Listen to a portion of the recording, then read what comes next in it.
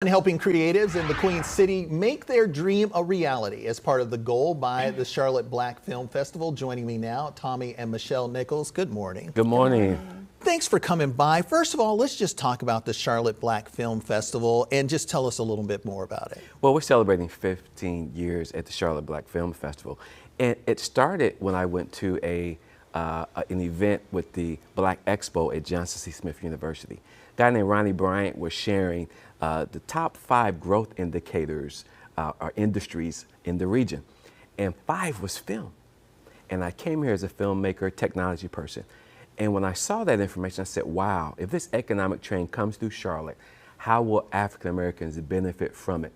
Nothing was happening in that area. And so the Charlotte Black Film Festival started as a premise to really be that economic development driver, if that trend came through, to make sure we wasn't just on the caboose side of economic development, but we were in the engine, if not driving the train. And that's so awesome. For 15 years, you've been doing that. We were looking a little bit here at the website there, and we want to talk about the microfilm grant that you're seeing there and the information there.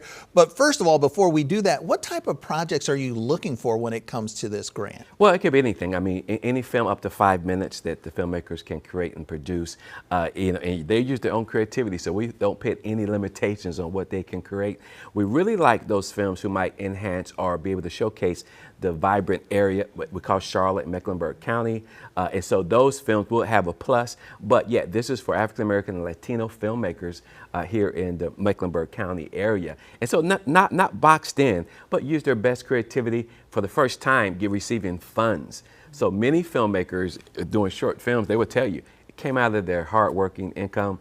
They got together with friends, put together. Sometimes there's no budget. They just used their time. They had equipment. And so this is, for many, the first time receiving any kind of funds to produce film.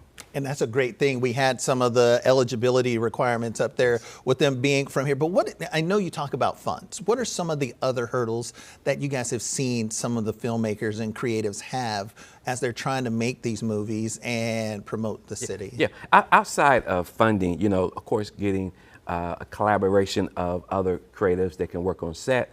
And then locations is another thing.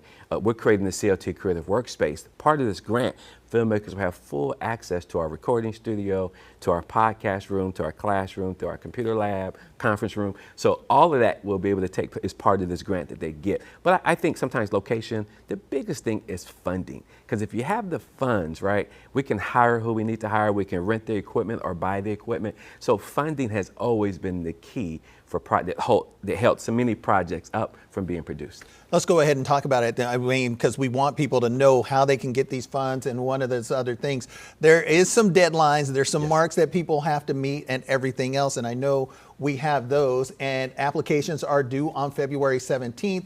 Grant award notifications come out on the 3rd. 15th annual festival is June 5th through the 8th. And of course, we'll have more info and a connection to your website on our website, qcnews.com. But before we let you go, we know that there's some months coming up before the film festival. What's coming up next? Yeah, I like to say one thing, and my wife, I brought her on board because she's the money person, right? And she's really good with the integrity of making sure the money goes where it's supposed to go. So when you talk about the city of Charlotte, and we want to thank the city of Charlotte for giving us a grant to do this. And now she's that person to make sure this line item is spent where it's supposed to go and make sure it's there. So kudos to my wife for being that accountable person to really make sure that this money goes where it's supposed to go. Well, Michelle, how hard is it when you guys sit around and, there's going to be a lot of creatives trying to do this. How hard will it be to figure out where that money's going to go into the grants? Well, it's not that hard. It's just making sure everybody gets what they need. I be wanting to give them a little bit more because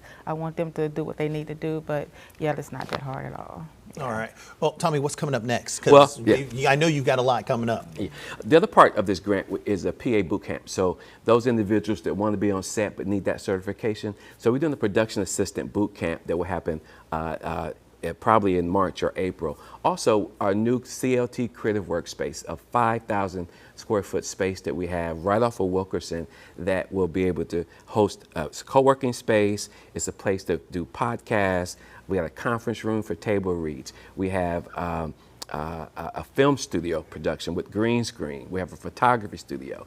We have an AI lab. So we have a 20-station computer lab. So all of this is available for the community that's coming up and will be open probably the first or second week in March. So super excited about that. I mean, that's really going to be the driver for the community and the Freedom in Wilkerson, a corridor of opportunities. But then again, I want to thank James Mitchell, LaWanna Mayfield, Renee Johnson, Victoria Wallington, Tijuana Brown, these city, Malcolm Graham, these are the city council people who really pushed for us to receive this funding. First time we got funding from the city of Charlotte, so we're thankful. Marcus Jones, who's the city manager, first time, and we're excited about that. And we're looking to do some other things every year around the support that we get from the city of Charlotte. And you know we're always going to definitely be keeping up with you guys. We're going to show this timeline one more time just for people who want to put these applications in. They're due on the 17th. Of course, you will hear if you got an award on the 3rd. And the 15th annual film festival is June 5th through the 8th. Tommy and Michelle Nichols, thank you guys so much for coming in. Don't worry, we'll be seeing you again, because when that space opens up, there's going to be a lot of people there and a lot of creatives happy about it.